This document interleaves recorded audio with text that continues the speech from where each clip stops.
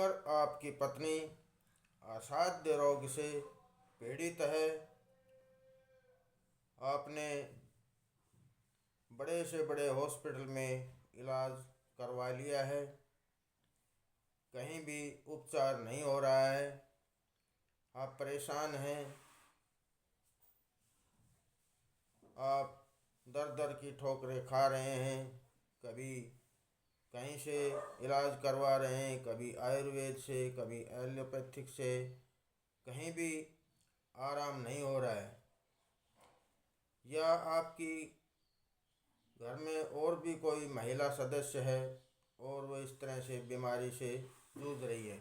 वैसे तो छोटी मोटी समस्या तकलीफ़ तो होती रहती हैं, ठीक भी होती रहती हैं, लेकिन यहाँ चर्चा है असाध्य रोग की, जिसमें कोई दवाइयाँ काम नहीं कर रही हैं, कोई डॉक्टरी इलाज कार्य नहीं कर रहा है और आपकी पत्नी दिन प्रतिदिन उसकी सेहत गिरती जा रही है और यहाँ तक नौबत आ गई है कि उसने चारपाई को पकड़ लिया है, चारपाई से उठ ही नहीं रही हैं।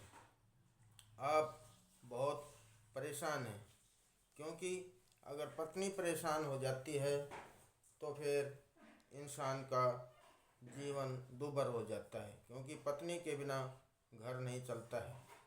इसलिए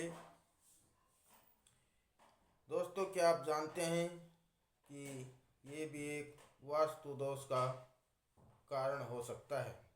जी हाँ, ये भी वास्तु दोष का कारण हो सकता है। इसका मुख्य कारण है आपके घर के आग्नेय कोण में अंडरग्राउंड वाटर टैंक और आग्नेय कोण में कोई पानी की टंकी या कोई नल लगा हुआ है, तो इस तरह की नौबत आती है। लेकिन इसमें अगर आग्नेय कोण में अंडरग्राउंड पानी का टैंक है तो ये सबसे ज़्यादा खतरनाक योग बनाता है। इसलिए अगर आपके घर में भी ऐसा है तो इस पर तुरंत ध्यान दें, और अगर इस तरह की आपके घर की बनावट है, आग्नेय कोण में अंडरग्राउंड पानी का टैंक है, तो उसे तुरंत भरवा दें, उसमें तुरंत मिट्टी भरवा दें, उसको पाट दें। इसमें देरी ना करें, तुरंत ही इसको हटा दें, नहीं तो इसका बहुत बुरा खामियाजा भरना पड़ सकता है। इसलिए देरी ना करते हुए जल्दी से जल्दी इस काम को करें। इस वाटर टैंक के अंदर मिट्टी भरवा दें और इसको यहाँ से हटवा दें। पानी की टंकी या नल है तो उसे भी हटवा दें, क्योंकि इससे घर की बरकत भी चली जाती है।